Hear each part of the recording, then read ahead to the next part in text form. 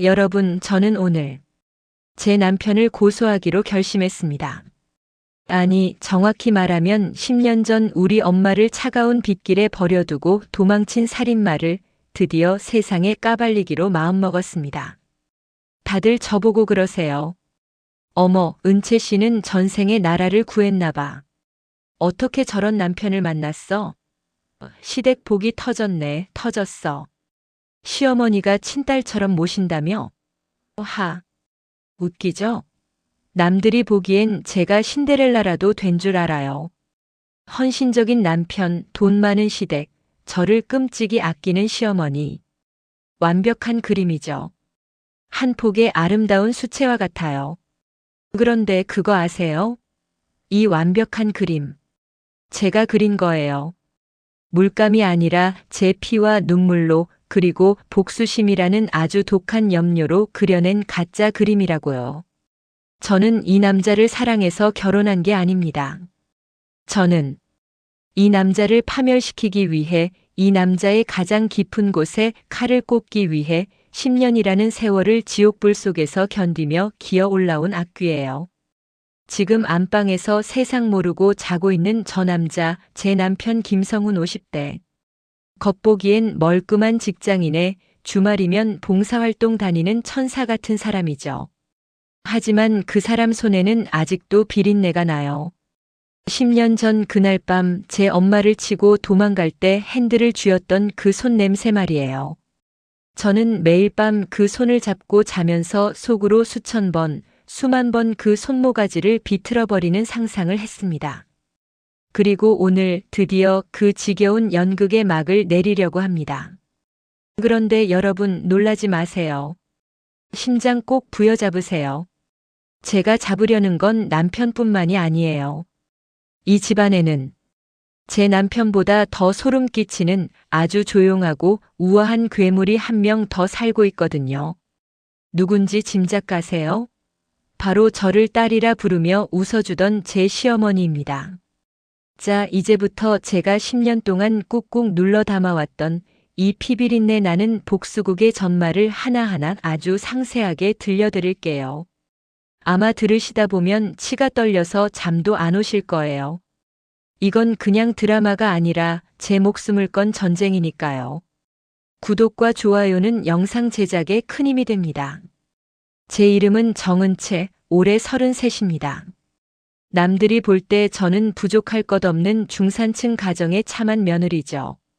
하지만 제 진짜 인생은 23살 그 꽃다운 나이에 이미 멈췄습니다. 10년 전 5월에 어느 비 내리는 밤이었어요. 그날은 제 생일이었죠. 엄마는 늦게까지 식당 설거지 알바를 하고 오는 딸을 마중 나오시겠다며 우산을 들고 횡단보도에 서 계셨어요. 제가 버스에서 내려서 길 건너편에 있는 엄마를 보고 엄마 하고 손을 흔들던 그 순간 검은색 승용차 한 대가 미친 속도로 달려왔습니다. 브레이크 등도 들어오지 않았어요. 쾅 하는 소리. 그 소리가 아직도 제 귓가에 이명처럼 남아있어요. 엄마는 붕 떴다가 차가운 아스팔트 바닥에 떨어지셨고 그 차는 잠시 멈칫하는가 싶더니 그대로 어둠 속으로 엑셀을 밟고 사라졌습니다. 제가 비명을 지르며 달려갔을 때 엄마는 이미 숨을 쉬지 않으셨어요.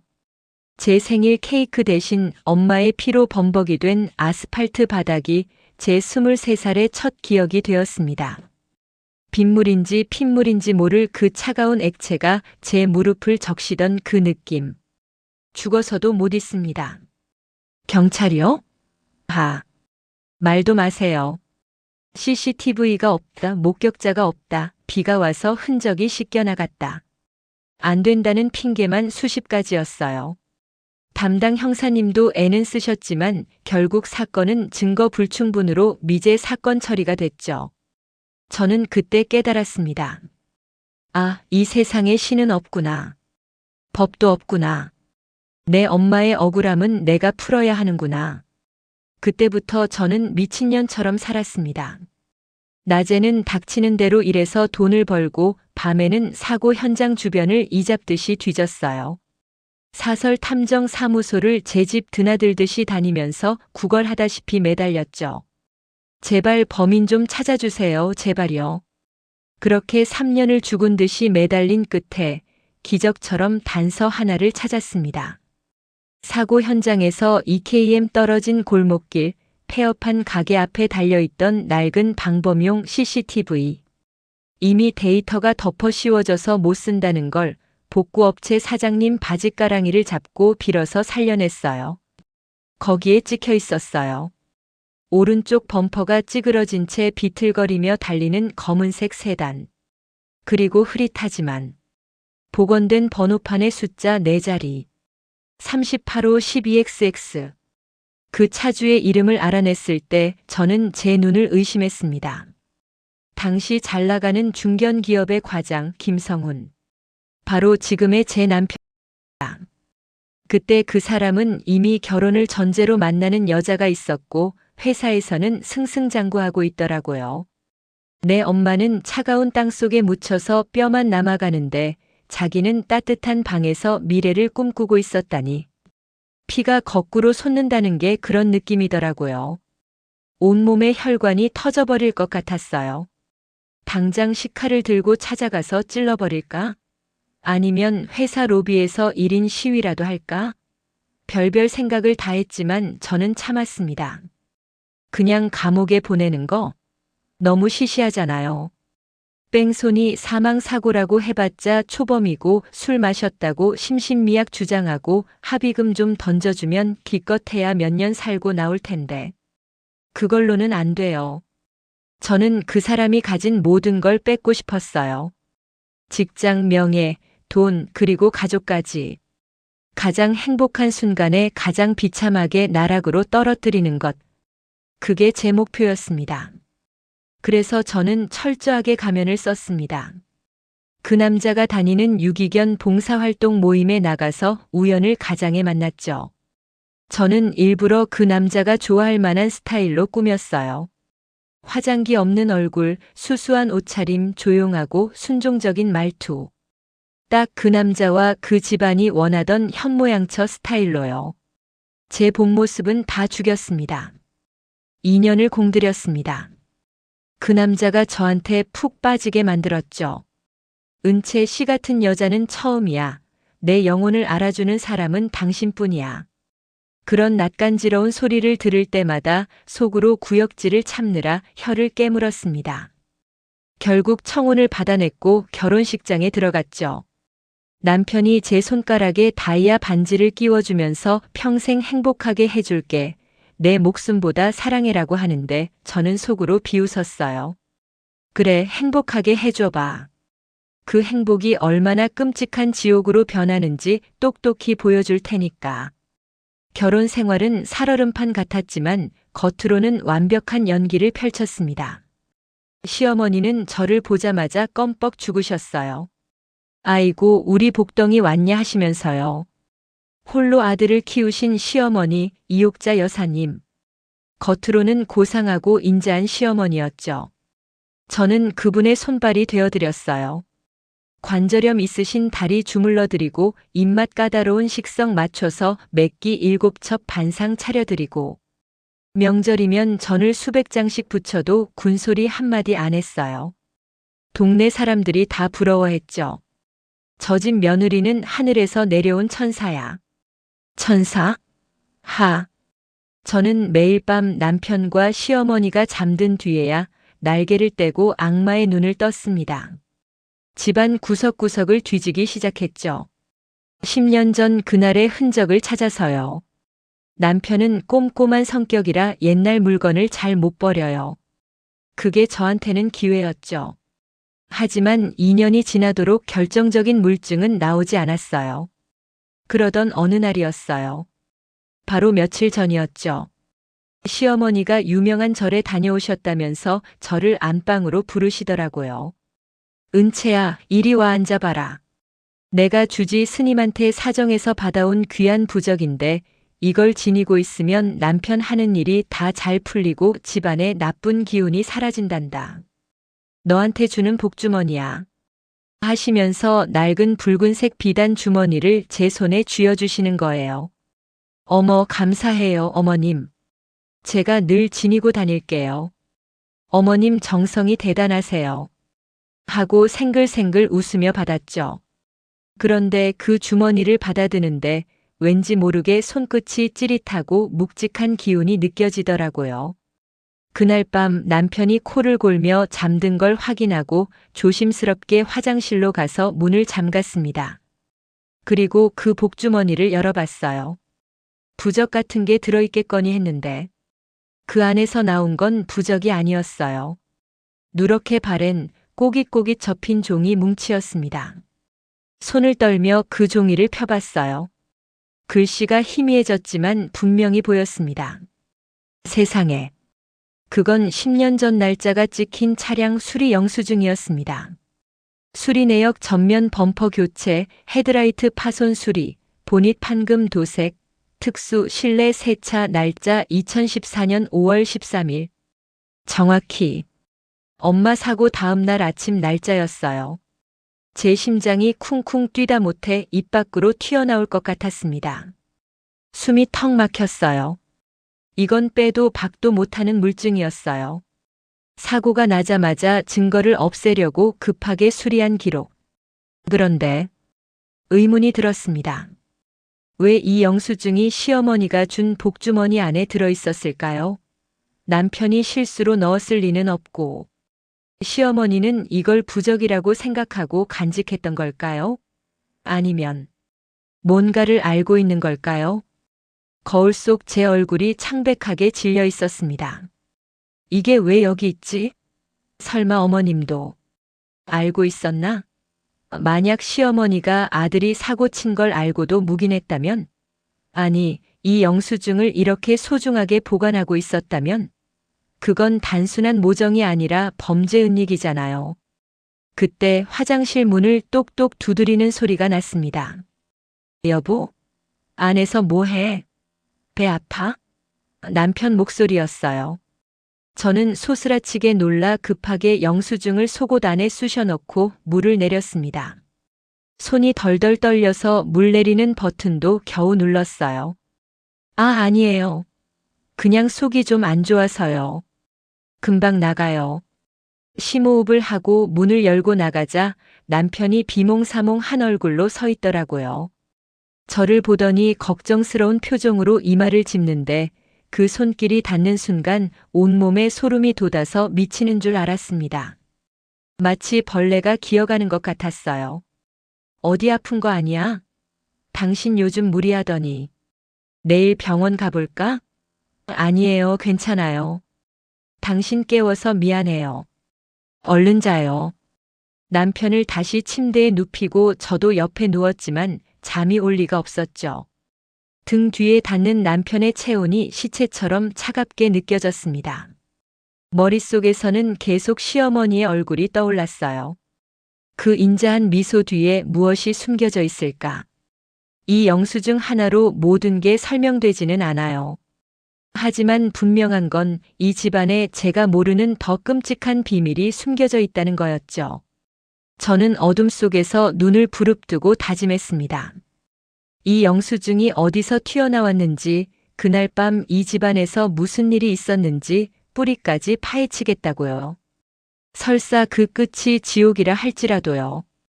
다음 날 아침 저는 한숨도 못 잤지만 평소보다 더 일찍 일어났습니다. 밤 냄새만 맡아도 구역질이 올라왔지만 꾹 참고 남편 아침밥을 챙겨 먹이고 출근시켰어요. 남편이 나가자마자 저는 어제 그 영수증을 챙겨서 집을 나섰습니다. 시어머니한테는 오랜만에 고향 친구 만나러 간다고 거짓말을 했죠. 영수증에 찍힌 주소는 서울 외곽의 재개발 지역 근처에 있는 허름한 카센터였습니다. 10년이라는 세월이 흘렀는데도 다행히 아직 장사를 하고 있더라고요. 간판은 다 낡아서 글씨도 안 보이고 기름때 쩐 냄새가 진동을 하는 곳이었어요. 저는 심호흡을 한번 크게 하고 안으로 들어갔습니다. 70대 중반쯤 되어 보이는 사장님이 라디오를 들으며 졸고 계시더라고요. 저는 최대한 순진하고 사람 좋은 얼굴을 연기했습니다. 사장님 안녕하세요. 제가 목소리를 깔고 불렀습니다. 사장님이 부시시 눈을 뜨시더라고요. 누구요? 차 고치러 왔소? 저는 미리 준비해둔 비타민 음료 박스를 내밀며 살갑게 웃었습니다. 아니요, 사장님. 저 기억 안 나세요? 10년 전에 제 남편이 여기서 차 수리했었는데 그때 사장님이 너무 꼼꼼하게 잘 봐주셔서 아직도 그 차 잘 타고 다닌다고 인사드리러 왔어요. 근처 지나가다 생각나서요. 사장님은 10년 전, 내가 그걸 어떻게 기억해? 하면서도 공짜 음료수의 표정이 좀 풀어지시더라고요. 저는 기회를 놓치지 않고 영수증을 슬쩍 보여드렸습니다. 이거요, 사장님. 2014년 5월 13일. 검은색 그랜저였는데. 기억 안 나세요? 남편이 그때 술을 좀 많이 마시고 운전하다가 어디를 들이받아서 앞이 다 찌그러졌었잖아요. 사장님이 감쪽같이 고쳐주셨다고 늘 말씀하시던데. 술 사고 검은색 그랜저. 이 키워드를 던지자 사장님 눈빛이 달라지더라고요. 잠시 먼 산을 보며 곰곰이 생각하시더니 무릎을 탁 치셨습니다. 아, 기억난다, 기억나. 그 밤중에 난리법석을 떨면서 왔던 그 차. 내가 원래 밤에는 영업 안 하는데 문 두드리고 난리를 쳐서 열어줬었지. 제 심장이 쿵 내려앉았습니다. 맞아요. 남편이 그때 너무 당황해서 혼자 와가지고 횡설수설했다고 하더라고요. 얼마나 죄송했는지 몰라요. 그런데 사장님 입에서 나온 말이 저를 그 자리에서 얼어붙게 만들었습니다. 혼자? 무슨 소리야? 혼자 안 왔어. 어머니랑 같이 왔지. 네. 어머니요? 시어머니랑 같이 왔다고요? 저는 제 귀를 의심했습니다. 남편이 사고를 치고 혼자 수습한 게 아니라 시어머니가 같이 있었다고. 뒷머리가 쭈뼛 서는 기분이었습니다. 사장님은 신나서 떠들기 시작했습니다. 마치 어제 일처럼 생생하게요. 그래, 키 작고 머리 희끗희끗한 할머니였어. 아들 내미는 술이 떡이 돼서 조수석에 처박혀 있고 그 할머니가 운전해서 왔더라고. 와서는 나보고 대뜸 돈봉투를 쥐어주면서 그러는 거야. 사장님, 우리 아들이 실수를 좀 했어. 돈은 달라는 대로 줄 테니까 묻지도 따지지도 말고 새 차처럼만 만들어 주시오. 하면서 사정을 했지. 눈빛이 아주 무서웠어. 손이 부들부들 떨려서 들고 있던 가방을 떨어뜨릴 뻔했습니다. 시어머니가 운전을 해서 아들 대신 뒤처리를 하러 왔다. 그 연약한 척 하시던 분이. 그리고 더 기가 막힌 건 뭔지 알아? 내가 수리하려고 차 문을 열었는데 그 할머니가 기겁을 하면서 막는 거야. 차 안에서 무슨 비릿한 냄새가 나니까 아들이 토해서 냄새가 난다고 그러면서 자기가 직접 치우겠다고. 그러더니 차 안에 있던 물티슈랑 걸레를 가져와서 조수석이랑 뒷좌석을 박박 닦더라고. 아주 광이 날 정도로 닦아내는데 보통 정성이 아니었어. 비릿한 냄새. 그건 토 냄새가 아니었습니다. 피 냄새였겠죠. 내 엄마의 피. 시어머니는 알고 있었던 겁니다. 아들의 차에 묻은 게 무엇인지. 그리고 그걸 자기 손으로 지워버린 겁니다. 증거인멸. 그것도 아주 적극적으로 철저하게. 머릿속이 하얘지면서 현기증이 났습니다. 제가 이 집안에 들어와서 2년 동안 어머님 하면서 따랐던 그분이 제 엄마의 피를 닦아낸 장본인이라니. 사실은 내 엄마의 죽음을 덮어버린 공범이었다니. 그 인자한 얼굴로 우리 며느리 착하다, 복덩이다라며 제 머리를 쓰다듬던 그 손이 사실은 10년 전 피 묻은 시트를 닦아내던 그 더러운 손이었다니. 아주머니 괜찮아요? 얼굴이 왜 그래? 사장님이 걱정스럽게 물으셨지만 저는 대답도 제대로 못하고 비틀거리며 밖으로 나왔습니다. 차에 타자마자 핸들을 잡고 오열했습니다. 아, 어떻게 그럴 수가 있어? 사람이 어떻게 그래? 악마야, 악마들이야. 차 안에서 소리를 지르고 핸들을 내리치며 울부짖었습니다. 눈물이 멈추지 않았지만 한편으로는 정신이 더 맑아지는 기분이었습니다. 차갑게 식어가는 이성을 느꼈죠. 타깃이 하나 더 늘었을 뿐입니다. 남편 하나만 죽일 생각이었는데 이제 이 집안 전체를 불태워야 할 이유가 생긴 거죠. 용서 안 해. 절대로 용서 안 해. 이욕자 당신도 똑같이 만들어줄 거야. 집으로 돌아오는 길 저는 눈물을 닦고 거울을 보며 화장을 고쳤습니다. 더 완벽하게, 더 차갑게. 이제부터는 전쟁이니까요. 눈가가 붉어진 건 친구 만나서 울다가 왔다고 둘러대면 그만입니다. 집에 들어서자 시어머니가 거실 소파에 앉아 TV를 보고 계셨습니다. 저를 보더니 환하게 웃으시며 반겨주셨죠. 은채야 왔니? 날도 더운데 친구랑 잘 놀았어? 얼굴이 좀 상기된 것 같다. 저 뻔뻔한 얼굴. 저 가증스러운 미소. 당장이라도 달려가서 멱살을 잡고 당신이 그랬지. 당신이 내 엄마 피 닦았지. 소리치고 싶었지만 저는 입술을 깨물며 웃었습니다. 제 허벅지를 꼬집으며 웃었어요. 네, 어머님. 날이 좀 덥네요. 친구가 재미있는 얘기를 해줘서 웃다가 왔어요. 그래? 무슨 얘기길래? 아니, 친구 시어머니가 옛날에 아들이 사고 친 걸 몰래 덮어줬대요. 근데 그게 10년 만에 며느리한테 딱 걸렸다는 얘기요. 참 세상 좁죠? 비밀은 없나 봐요. 제가 뼈 있는 말을 툭 던지자 시어머니의 눈빛이 순간 흔들렸습니다. 아주 찰나였지만 제 눈은 피할 수 없었죠. 동공이 지진 난 것처럼 흔들리더라고요. 불안함. 뭔가 들킨 것 같은 그 미묘한 표정 변화. 시어머니는 애써 태어난 척하며 찻잔을 드시는데 찻잔 부딪히는 소리가 달그락거렸습니다. 그러니? 남의 집 얘기 함부로 하는 거 아니다. 쓸데없는 소리. 하고는 시선을 돌리셨습니다.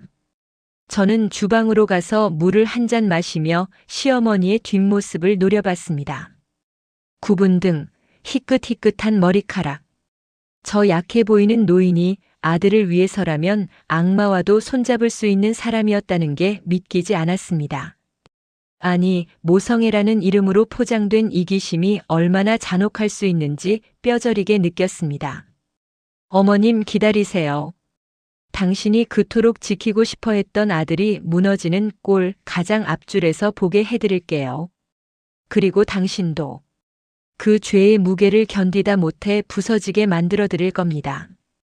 그날 밤 저는 본격적인 사냥 준비를 시작했습니다.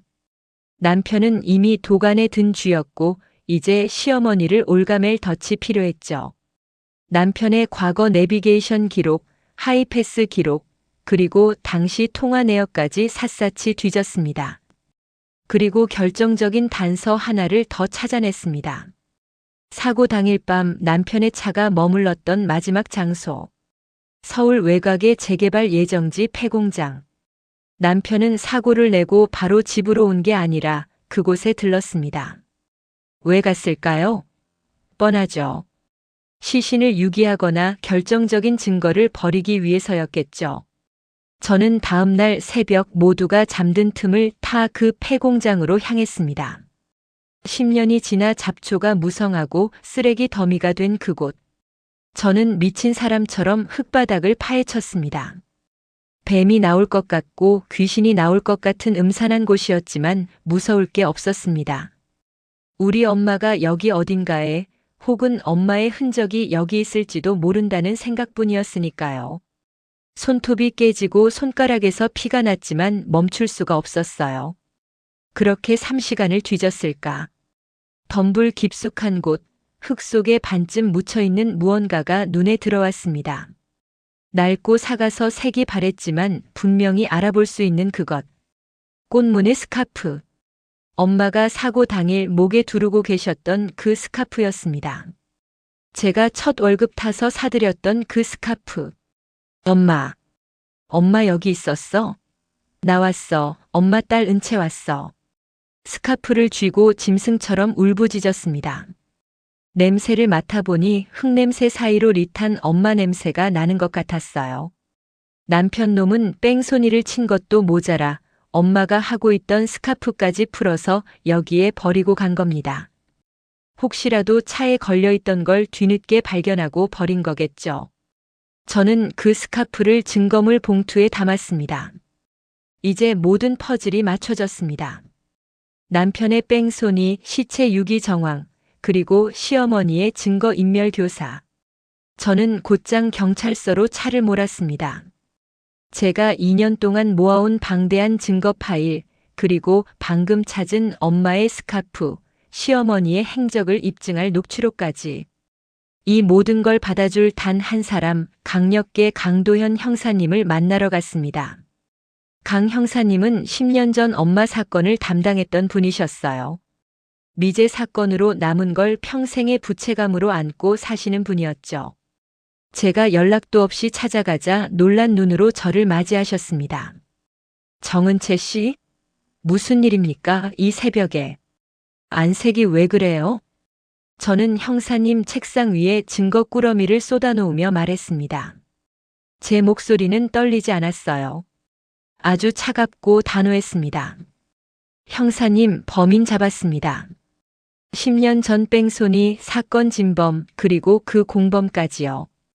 형사님이 증거들을 훑어보시더니 눈이 휘둥그레지셨습니다. 이게 다 뭡니까? 김성훈 씨라면. 지금 남편분 아닙니까? 네, 맞습니다. 제 남편이 범인이고 제 시어머니가 공범입니다. 당장 체포해 주세요. 형사님은 저를 빤히 쳐다보셨습니다. 제 눈에서 살기가 느껴지셨나 봐요. 단순한 신고자가 아니라 오랜 시간 칼을 갈아온 복수자의 눈빛을 읽으신 거죠. 정은채 씨, 도대체 얼마나 오랫동안 준비한 겁니까? 10년이요. 제 인생 전부를 걸었습니다. 형사님, 이제 형사님 차례예요. 법대로, 아니 법보다 더 지독하게 그들을 심판해 주세요. 오늘 아침 그 집 식탁을 엎어버릴 겁니다. 강 형사님은 고개를 끄덕이셨습니다. 알겠습니다. 영장 청구하겠습니다. 바로 움직입시다. 은채 씨, 하지만 조심해요. 당신이 다치면 안 됩니다. 이제 쇼타임은 시작되었습니다. 경찰차 사이렌 소리가 제 심장 박동처럼 쿵쿵 울릴 겁니다. 과연 경찰이 들이닥쳤을 때 그 가증스러운 모자가 어떤 표정을 지을지 상상만 해도 온몸에 전율이 흘렀습니다. 다음 날 아침이 밝았습니다. 창밖에는 햇살이 눈부시게 쏟아지는데 제 마음속에는 천둥번개가 치고 있었죠. 밤새 한숨도 못 잤지만 피곤하지 않았어요. 오히려 신경이 곤두서서 머리가 맑아지는 기분이었습니다. 거실로 나가니 시어머니는 평소처럼 주방에서 달그락거리며 아침을 준비하고 계셨습니다. 구수한 된장찌개 냄새가 집안을 채우는데 그 냄새가 그렇게 역겨울 수가 없더라고요. 살인자의 집에서 나는 밥 냄새. 10년 전 우리 엄마는 차가운 길바닥에서 피비린내를 맡으며 돌아가셨는데 이 사람들은 따뜻한 된장찌개를 먹으며 살아왔다는 게 정말 참을 수가 없었습니다. 남편이 하품을 하며 안방에서 나왔습니다. 아우, 잘 잤다. 여보, 오늘 아침 뭐야? 냄새 좋네. 아무것도 모르는 저 해맑은 얼굴. 제가 당장이라도 저 목을 졸라버리고 싶다는 걸 꿈에도 모르겠죠. 저는 식탁 맞은편에 앉아 물을 한 잔 마셨습니다. 손이 미세하게 떨려서 컵을 두 손으로 꽉 잡아야 했어요. 남편이 힐끔 저를 보더니 말을 건넸습니다. 여보, 안색이 왜 그래? 창백하네. 어제 잠 설쳤어? 네. 꿈자리가 좀 사나워서요. 아주 끔찍한 악몽을 꿨거든요. 무슨 꿈인데 그래? 살인마가 잡히는 꿈이요. 10년 동안 도망 다니던 놈이 드디어 잡혀서 질질 끌려가는 꿈이요. 제 말에 남편의 숟가락질이 멈칫했습니다. 눈동자가 순간적으로 흔들리더군요. 도둑이 제발 저린다고 10년 전 일이 떠올랐겠죠. 뭐? 아침부터 재수없게 무슨 그런 꿈을 꿔. 개꿈이네, 개꿈. 남편은 애써 태어난 척하며 밥을 크게 한 숟갈 떠넣었습니다. 그때 시어머니가 찌개를 식탁에 놓으며 끼어드셨습니다. 아침 밥상머리에서 불길한 소리 하는 거 아니다. 자, 밥이나 먹자. 오늘 된장이 아주 잘 됐다. 은채야, 너도 많이 먹어라. 시어머니가 제 밥그릇에 갓 지은 하얀 쌀밥을 퍼주시는데 그 밥이 마치 모래알처럼 보였어요. 저는 숟가락을 들었지만 밥을 뜰 수가 없었습니다. 벽시계를 봤습니다. 오전 8시 5분. 강도현 형사님과 약속한 시간이 다가오고 있었거든요. 제 심장 소리가 시계 초침 소리보다 더 크게 들리는 것 같았습니다. 3분 전, 2분 전, 1분 전. 남편이 찌개를 후루룩 마시며 말했습니다. 캬, 맛있다. 역시 우리 엄마 손맛이 최고야. 여보, 당신도 좀 배워. 맨날 엄마한테 의지하지 말고. 그 순간이었습니다. 딩동 마이너스 딩동 마이너스 딩동 마이너스. 평화로운 아침을 찢어버리는 날카로운 초인종 소리. 이어서 현관문을 부서져라 두드리는 소리가 들렸습니다. 경찰입니다. 문 여세요. 김성훈 씨 댁 맞습니까? 남편이 깜짝 놀라 먹던 국물을 뿜을 뻔했습니다. 눈이 휘둥그레져서 현관 쪽을 쳐다보더라고요. 뭐야? 아침부터 경찰이 왜 와?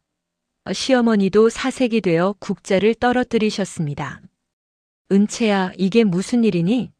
내가 뭐 잘못했니? 저는 천천히, 아주 천천히 자리에서 일어났습니다. 그리고 남편과 시어머니를 번갈아 보며 차갑게 미소 지었습니다. 제가 잘못한 건 없죠. 잘못은 당신들이 했지. 뭐? 그게 무슨 소리야? 남편이 멍청한 표정으로 묻는 사이 저는 현관으로 걸어가 도어락을 열었습니다. 어서 오세요, 형사님. 기다리고 있었습니다. 문이 열리자마자 강도현 형사님과 건장한 경찰관 3명이 구둣발로 거실까지 들이닥쳤습니다. 좁은 거실이 순식간에 검은 제복으로 가득 찼죠. 남편은 밥 먹다 말고 벌떡 일어나 삿대질을 했습니다. 당신들 뭐야? 여기가 어디라고 신발을 신고 들어와? 영장 있어? 내가 누군 줄 알아? 강 형사님이 남편 앞으로 성큼성큼 걸어가 품에서 체포영장을 꺼내 남편 얼굴 앞에 들이밀었습니다. 형사님의 눈빛은 그 어느 때보다 매서웠습니다. 김성훈 씨, 당신을 2014년 5월 12일 발생한 뺑소니, 치사 및 사체 유기, 그리고 도주 혐의로 긴급 체포합니다. 주방에 정적이 흘렀습니다. 남편의 얼굴에서 핏기가 싹 가시는 게 보이더군요. 입술이 파르르 떨리기 시작했습니다. 뭐요? 뺑소니? 사체 유기? 사람 잘못 봤어요. 나 그런 적 없다고요. 여보, 당신이 말 좀 해봐. 이거 다 오해라고. 남편은 다급하게 저를 찾았습니다. 제가 나서서 해결해 줄 거라고 믿었겠죠. 그동안 자기가 알던 순종적이고 헌신적인 아내가 도와줄 거라고요. 저는 남편을 향해 천천히 걸어갔습니다. 또각또각. 제 발소리가 유난히 크게 울렸습니다. 남편 앞에 섰을 때 그는 제 손을 잡으려 했습니다. 여보, 빨리 변호사 불러. 이거 다 미친 짓이야. 저는 그 더러운 손을 뿌리치고 그의 눈을 똑바로 쳐다봤습니다. 그리고 생전 처음으로 제 진짜 표정을 보여줬습니다. 10년 동안 가면 속에 숨겨왔던 증오와 경멸로 이글거리는 그 눈빛을요.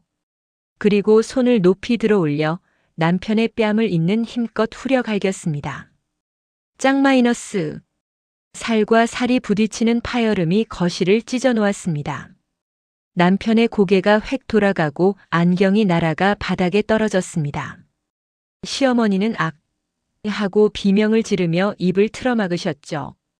남편은 뺨을 감싸 쥐고 멍하니 저를 쳐다봤습니다. 나, 당신, 왜 이래? 오해? 오해 같은 소리 하고 있네. 야, 김성훈. 너잖아. 10년 전에 비 오는 날 우리 엄마 차로 치고 도망간 새끼 너잖아. 제 입에서 나온 말에 남편은 숨이 멎는 것 같았습니다. 동공이 지진 난 것처럼 흔들렸습니다. 무슨, 엄마라니? 장모님은 병으로 돌아가셨다고. 제가 처음 만났을 때 그렇게 거짓말을 했었거든요.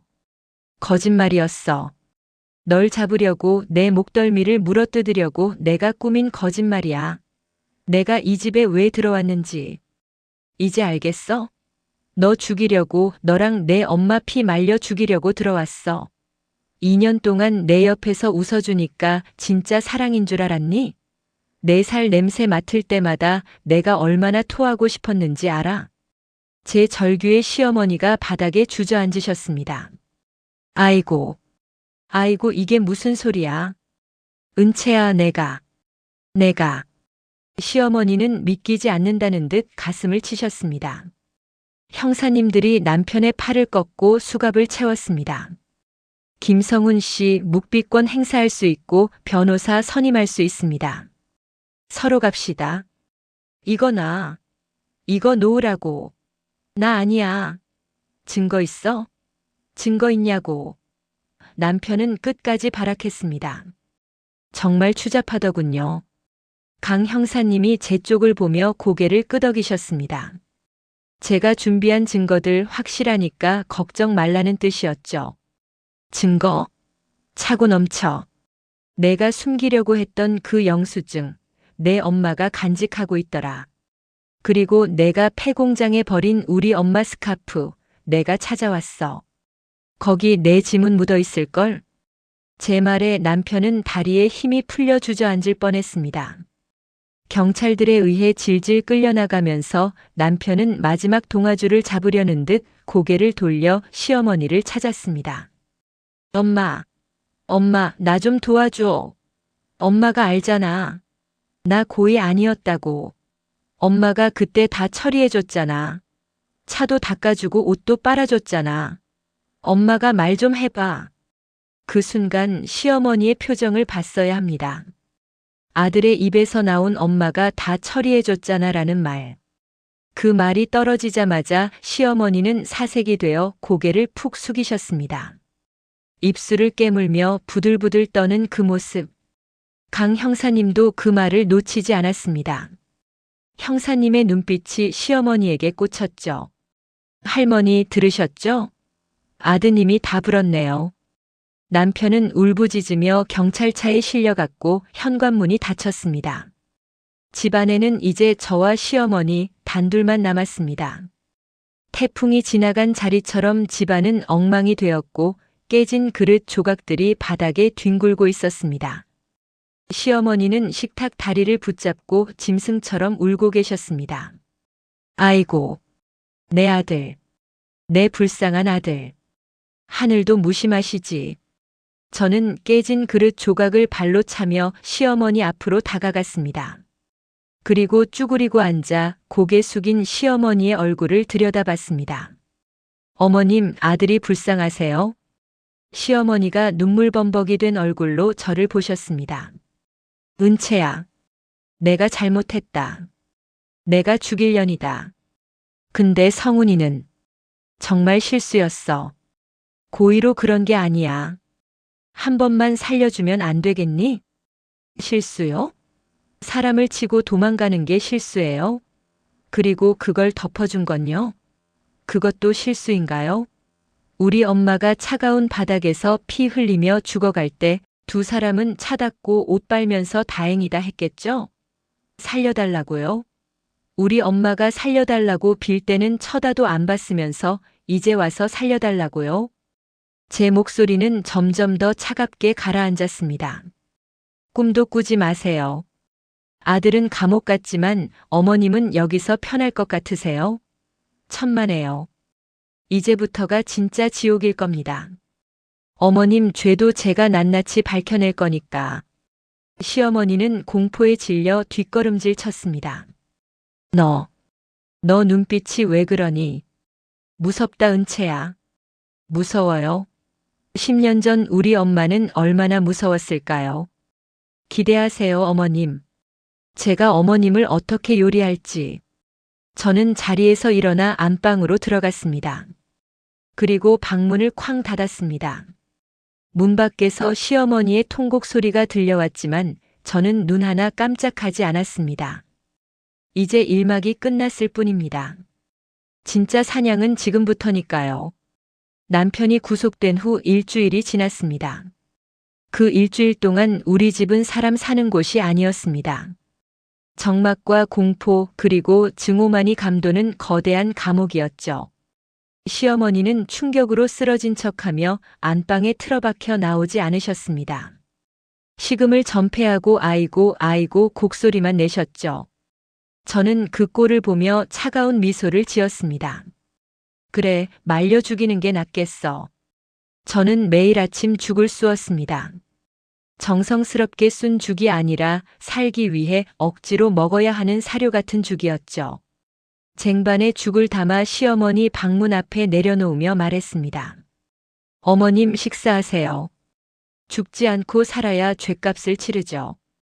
아들은 감옥에서 콩밥 먹는데 어머님은 따뜻한 죽 드시니까 좋으시죠? 목구멍으로 잘 넘어가세요. 안에서는 아무 대답도 없었지만 쟁반을 가지러 나올 때마다 훌쩍이는 소리가 들려왔습니다. 저는 그 소리를 자장가 삼아 소파에 앉아 시어머니 방을 감시했습니다. 그녀가 도망가지 못하게, 그리고 자살하지 못하게. 그녀의 목숨줄은 이제 제 손에 달려 있었으니까요. 그러던 어느 날 오후였습니다. 제가 시어머니 방에 들어갔는데 시어머니가 앨범을 보고 계시더라고요. 아들 돌잔치 사진, 유치원 입학식 사진. 그런 걸 보면서 쓰다듬고 계셨습니다. 우리 성훈이. 밥은 잘 먹나 모르겠네. 잠자리는 안 추운지. 그 꼴을 보니 화가 머리끝까지 치밀어 올랐습니다. 피해자 유족인 저는 10년 동안 엄마 사진 한 장 제대로 못 보고 가슴 치며 살았는데 가해자의 어미는 추억놀이나 하고 있다니. 저는 성큼성큼 다가가 앨범을 뺏어서 바닥에 패대기 쳤습니다. 지금 추억놀이 하세요? 살인자 키워놓고 뭐가 그렇게 자랑스러워서. 은채야. 제발. 내 새끼 욕은 하지 마라. 다 내 죄다. 내가 못난 탓이야. 맞아요. 다 당신 죄예요. 당신이 그때 경찰에 신고만 제대로 시켰어도, 아니 피 묻은 차 닦아주지만 않았어도 내 엄마는 살 수 있었을지도 몰라요. 근데 당신이 덮었잖아. 내 엄마를 2번 죽인 건 바로 당신이야.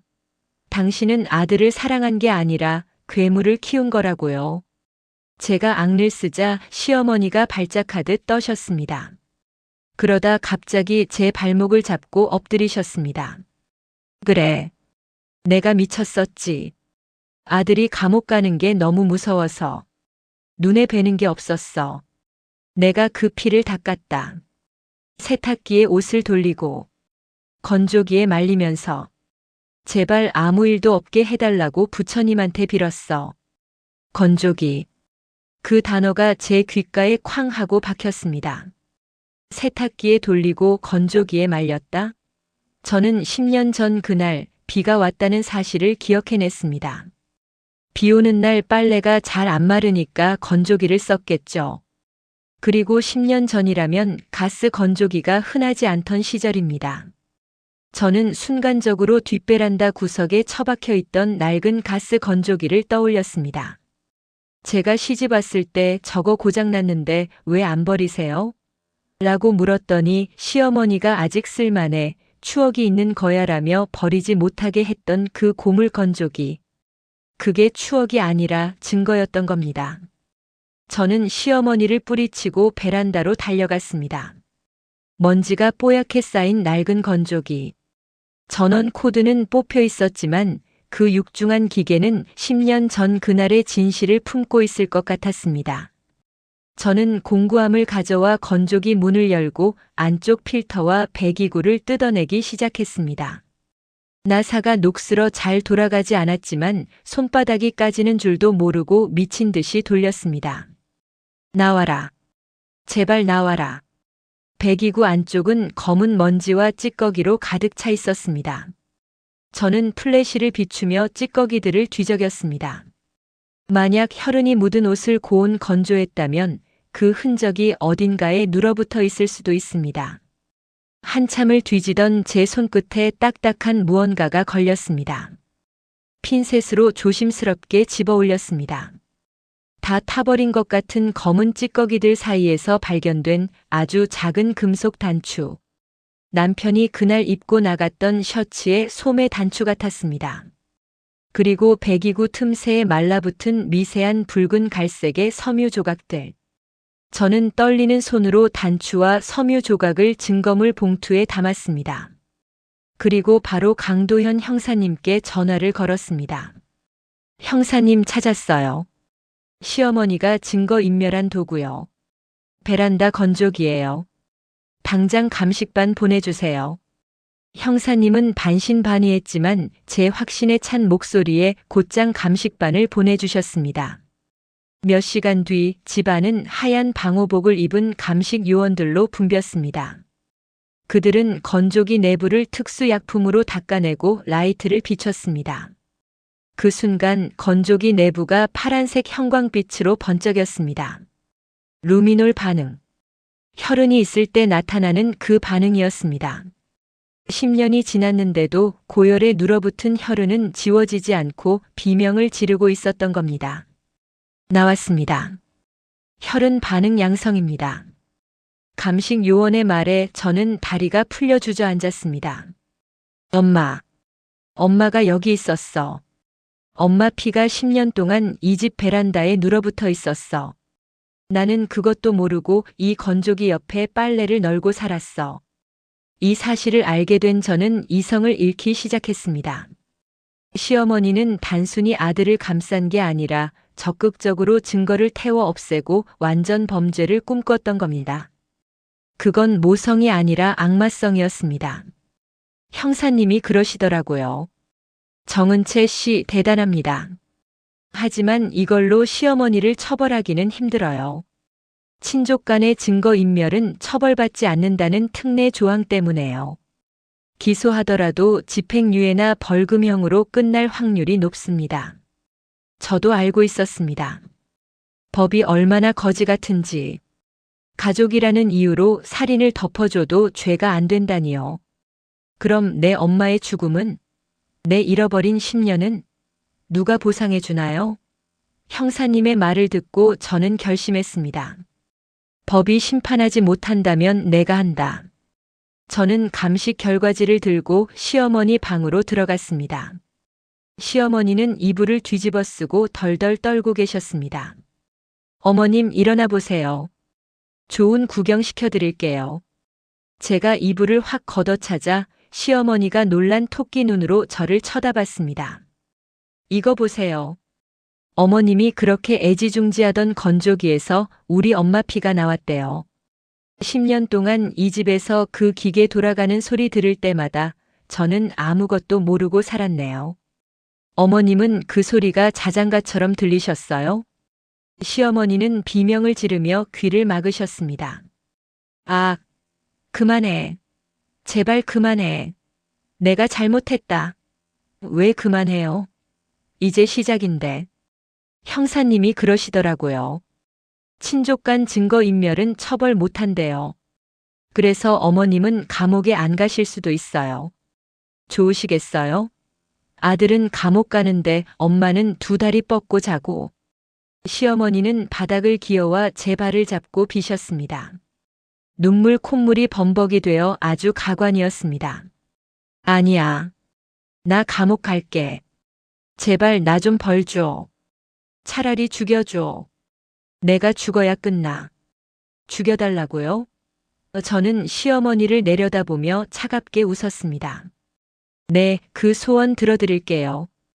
어차피 법으로 안 되면 다른 방법이 있죠.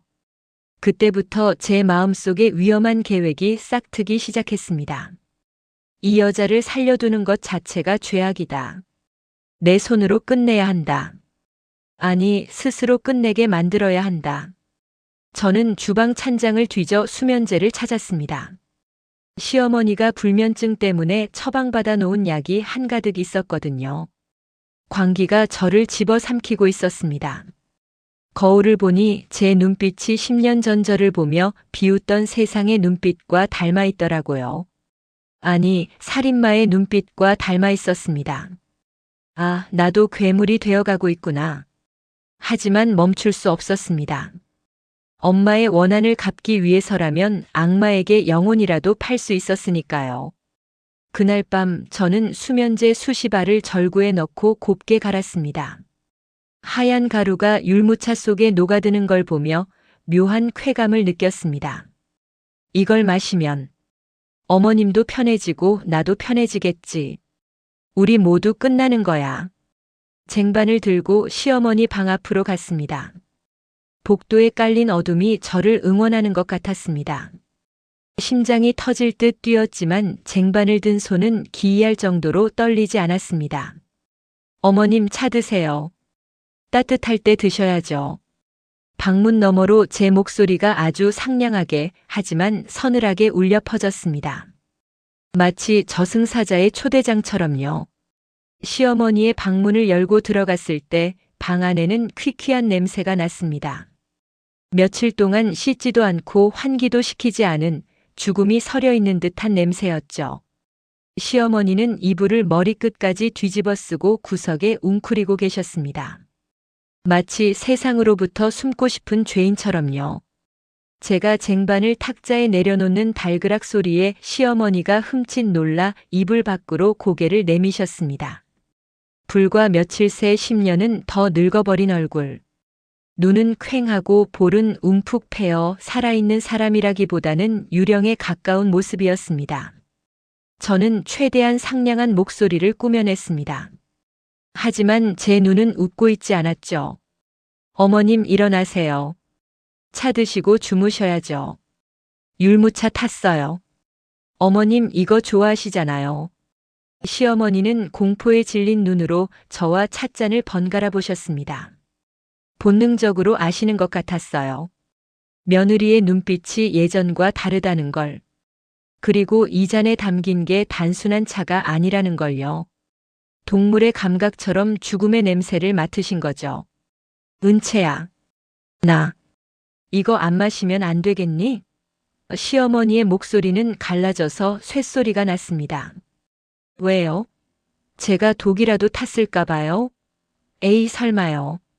그냥 어머님 편하게 주무시라고 수면제 조금 탔어요. 아주 조금. 수면제? 네. 이거 드시면 꿈도 안 꾸고 아들 걱정도 안 하고 10년 전 그날 밤 기억도 안 나고 아주 깊게 영원히 주무실 수 있어요. 어머님이 원하시던 거잖아요.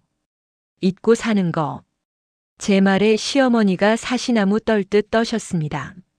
하지만 저는 찻잔을 들어 시어머니 손에 억지로 쥐어드렸습니다. 찻잔의 온기가 시어머니의 차가운 손으로 옮겨갔습니다. 드세요. 어서요. 우리 엄마는 차가운 빗물 마시면서 죽어갔는데 어머님은 따뜻한 차 드시면서 가시는 거니까. 얼마나 호사해요? 감사하게 생각하고 드세요. 시어머니는 덜덜 떨리는 손으로 찻잔을 입가로 가져가셨습니다. 그러다 갑자기 멈칫하시더니 주머니에서 꼬깃꼬깃한 종이 한 장을 꺼내시더군요. 은채야. 잠깐만. 이거 받아라. 이게 뭔데요? 유서다. 내가 썼어. 이 집이랑 내 남은 돈, 보험금까지 다 내 앞으로 해놨다. 변호사 공증도 받아놨어. 그러니까 이거 가지고 내 인생 살아라. 저는 헛웃음이 나왔습니다. 죽는 마당에 돈으로 퉁치려고? 어머님 지금 저랑 거래하세요? 돈 줄 테니까 목숨 살려달라고요? 아니야. 내 목숨은 가져가도 좋아. 대신 내 아들. 시어머니가 제 손을 붙잡고 애원했습니다. 내 유서에 썼어. 10년 전 그 사고. 내가 시킨 거라고. 아들은 자수하려고 했는데 내가 못하게 막고 시체 유기도 내가 하자고 했다고 썼어. 그러니까 우리 성훈이 가명이라도 좀 받게 해다오. 제발. 순간 머리끝까지 소름이 끼쳤습니다. 기가 막혀서 말이 안 나오더라고요. 이 여자는, 이 노인네는 구제불능이구나. 죽음 앞에서도 아들 생각뿐이구나. 자기 목숨을 내놓는 한이 있어도 그 살인자 아들 형량 줄여주는 게 더 중요하구나. 내 엄마의 목숨보다 내 잃어버린 10년보다 자기 아들의 징역 몇 년이 더 소중하구나. 그 맹목적이고 비뚤어진 모성애를 확인하는 순간 제 안에 남아있던 마지막 망설임이 사라졌습니다. 이 사람을 살려두는 건 죄악이다. 이건 인간이 아니다. 어머님, 정말 대단하시네요. 존경스러워요. 어떻게 끝까지 그렇게 이기적이세요? 아들 가명? 꿈 깨세요.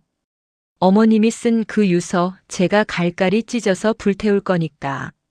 아들은 감옥에서 썩을 거고 어머님은 지옥 가서 우리 엄마한테 짓밟힐 거예요. 저는 찻잔을 시어머니 입술에 바짝 들이댔습니다. 마셔요. 당장 마시라고. 내 손으로 붓기 전에 스스로 마셔. 제가 소리를 지르자 시어머니가 눈물을 뚝뚝 흘리며 입을 벌리셨습니다. 그래. 내가 죽어주마. 내가 죽어야 내 화가 풀린다면. 마시마. 시어머니가 눈을 질끈 감고 찻잔을 기울였습니다. 하얀 거품이 인 율무차가 시어머니의 입술을 적시고 목구멍으로 넘어가려는 찰나였습니다. 와장창. 거실 베란다 유리창이 박살나는 굉음과 함께 검은 그림자들이 집 안으로 들이닥쳤습니다.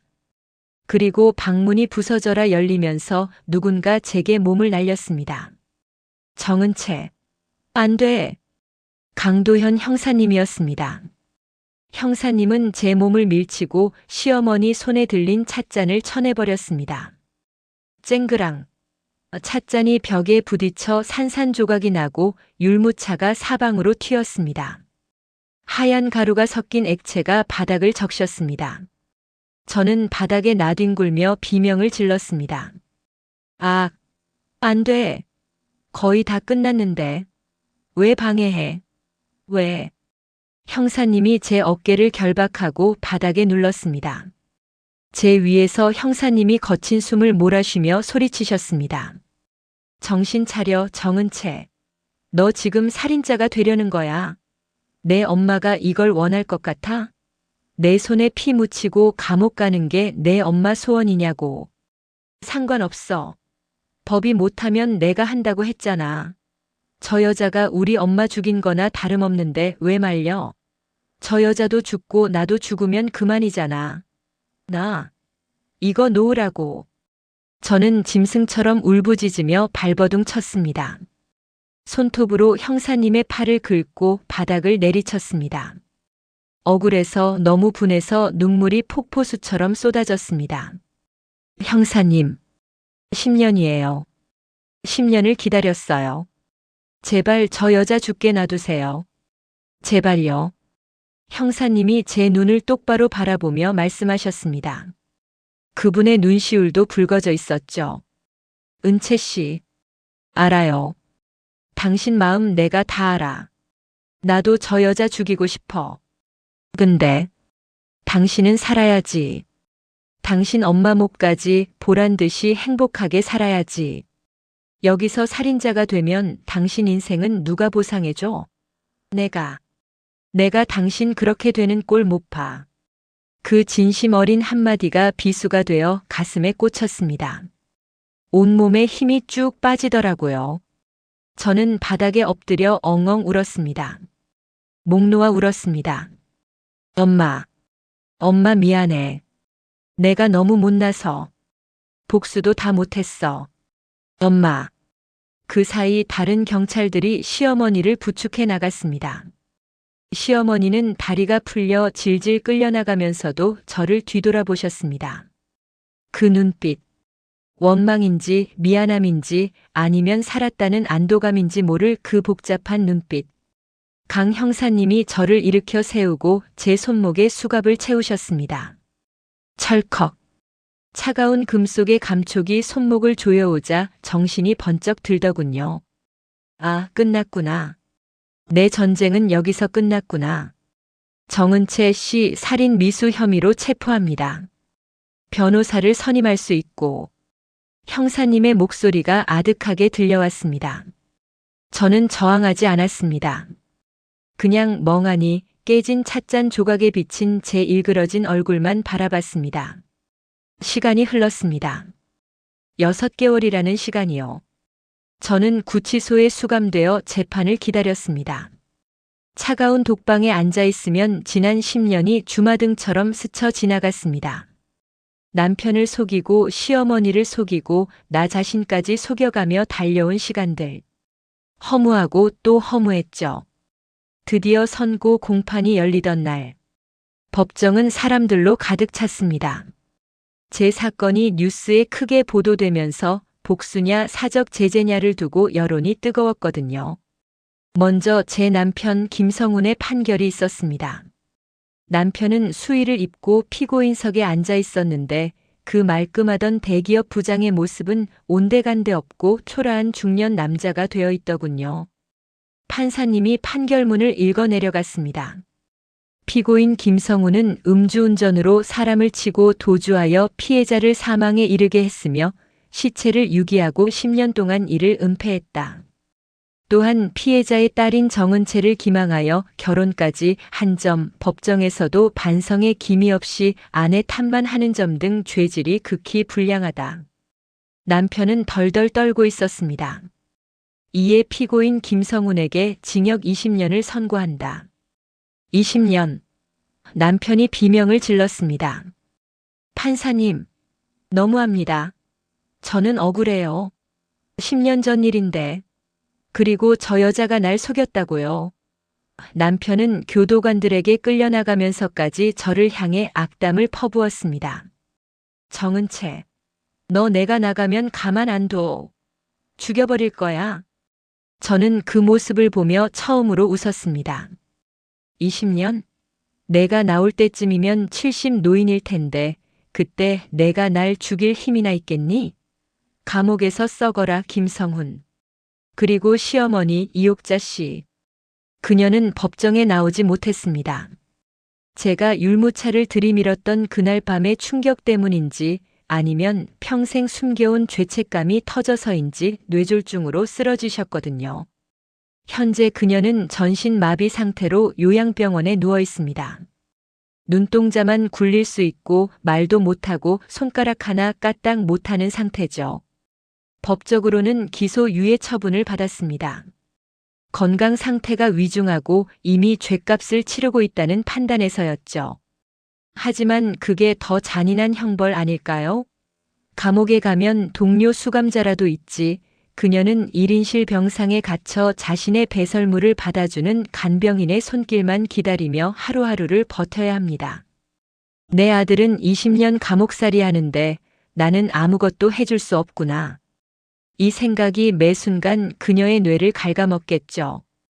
그게 바로 무간지옥입니다. 마지막으로 저 정은채. 저는 피고인석에 서서 최후 진술을 했습니다. 판사님, 저는 죄인입니다.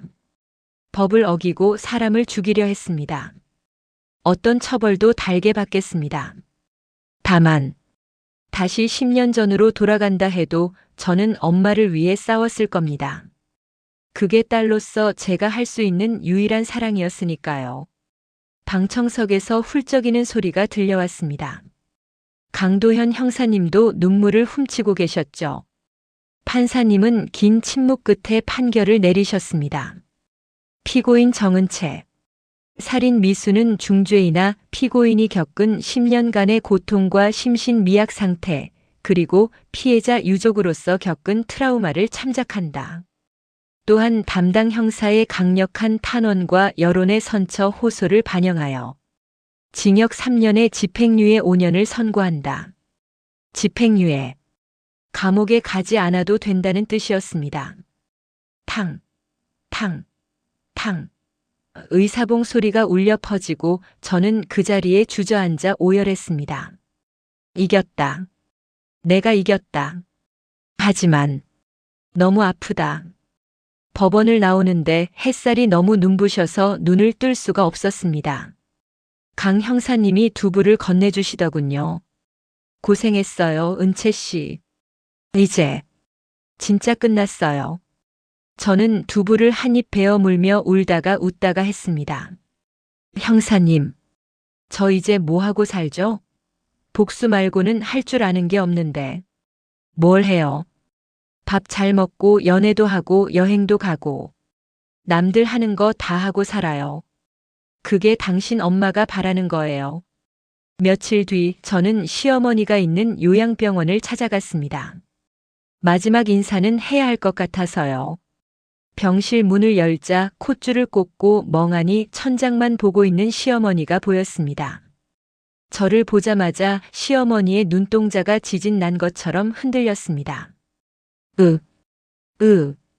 말을 하려고 애쓰지만 괴상한 신음소리만 나올 뿐이었습니다.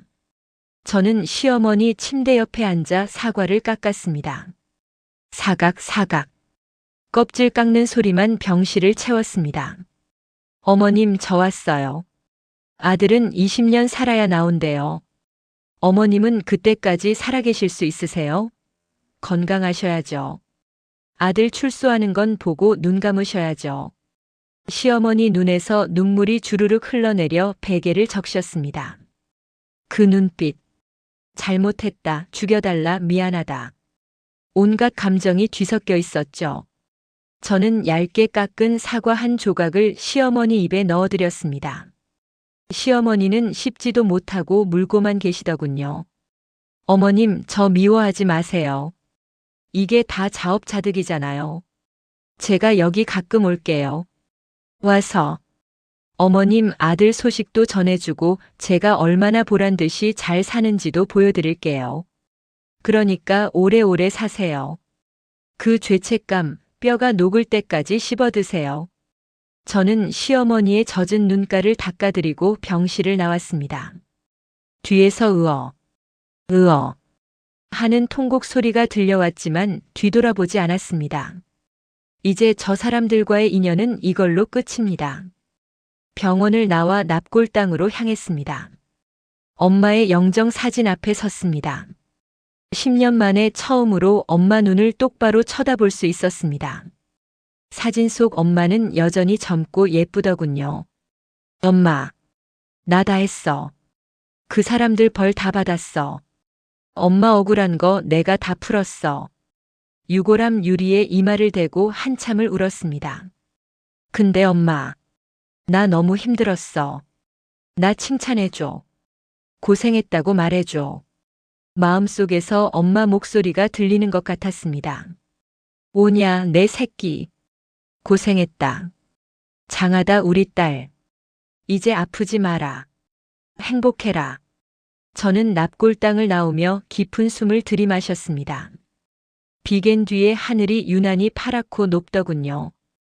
어디선가 불어온 바람이 제 뺨을 스치고 지나갔습니다. 엄마의 손길 같았습니다. 제 30대는 복수로 얼룩졌고 제 심장에는 흉터가 남았습니다. 하지만 괜찮습니다. 그 흉터는 제가 싸워서 이겼다는 훈장이니까요. 저는 이제 다시 시작할 겁니다. 정은채라는 이름으로 이번엔 진짜 내 인생을 살 겁니다. 여러분, 제 길고도 험했던 복수국의 이야기는 여기까지입니다. 어떠셨나요? 속이 시원하게 뚫리셨나요? 아니면 어딘가 씁쓸하신가요? 저는 오늘 밤 10년 만에 처음으로 수면제 없이 잠들 수 있을 것 같습니다. 복수는 달콤하다고들 하죠. 하지만 직접 겪어보니 그 뒷맛은 참 쓰고 아립니다. 저는 제 인생의 가장 빛나는 시절을 누군가를 미워하고 증오하는 데 썼습니다. 그 시간이 사무치게 아까워요. 혹시 지금 이 방송을 듣고 계신 분들 중에 누군가를 죽도록 미워하고 계신 분이 있나요? 억울해서 잠 못 이루고 가슴 치는 분 계신가요? 그 마음 제가 누구보다 잘 압니다. 피가 마르고 뼈가 깎이는 고통이죠. 싸우세요. 정당하게 끝까지 싸우세요. 악인들이 벌을 받는 건 당연한 이치니까요. 하지만 부디 저처럼 자신을 태워버리지는 마세요. 복수의 불길은 남도 태우지만 결국 나 자신을 가장 먼저 태우더라고요. 최고의 복수는요, 그 사람들보다 훨씬 더 보란 듯이 떵떵거리며 행복하게 사는 거래요. 저는 그걸 너무 늦게 깨달았지만 여러분은 늦지 않으셨으면 좋겠습니다. 오늘 저녁엔 미워하는 사람 생각하지 말고 사랑하는 가족들 얼굴 한 번 더 보고 맛있는 밥 한 끼 드세요. 우리 인생은 미워하기엔 너무 짧고 소중하니까요.